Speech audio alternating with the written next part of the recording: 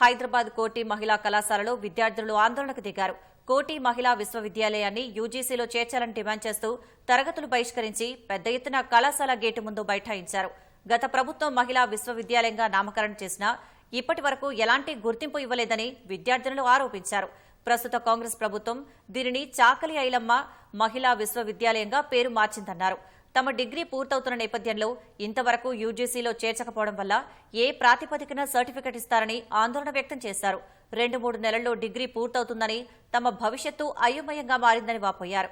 ముఖ్యమంత్రి రేవంత్ రెడ్డి తక్షణమే జోక్యం చేసుకుని మహిళా విశ్వవిద్యాలయాన్ని యూజీసీలో చేర్చాలని విజ్ఞప్తి చేశారు.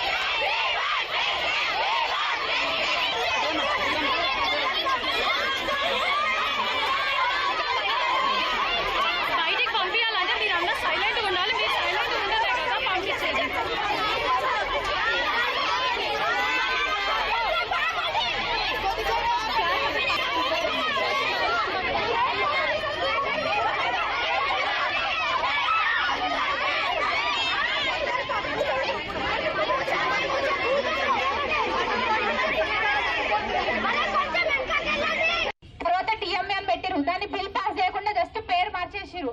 సర్టిఫికేట్ అదే వచ్చింది, ఎగ్జామ్స్ పైన అది వచ్చింది. నెక్స్ట్ చాకలి ఐలమ్మ పెట్టిరు, దాన్ని బిల్ పాస్ చేయలేదు. జస్ట్ నేమ్ చేంజ్ చేస్తే అయిపోతుందా? మేము రికగ్నేషన్ ఇవ్వాలి కదా సెంటర్ నుంచి, యూజీసీ రికగ్నేషన్. బిల్ పాస్ కావాలని మేము ప్రొటెస్ట్ చేస్తున్నాం. కరెక్టే, నేను అష్యూరెన్స్ తీసుకున్నాను.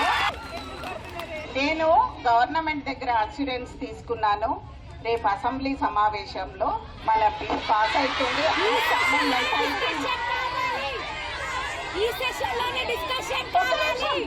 ఇట్లా కాలేజ్ మాకు ఇట్లా అయిందని చెప్పి మేము జస్ట్ ప్రొటెస్ట్ చేస్తున్నాం. అది బిల్స్ పాస్ చేస్తారో చేయరో అది వాళ్ళ ఇష్టం. మేము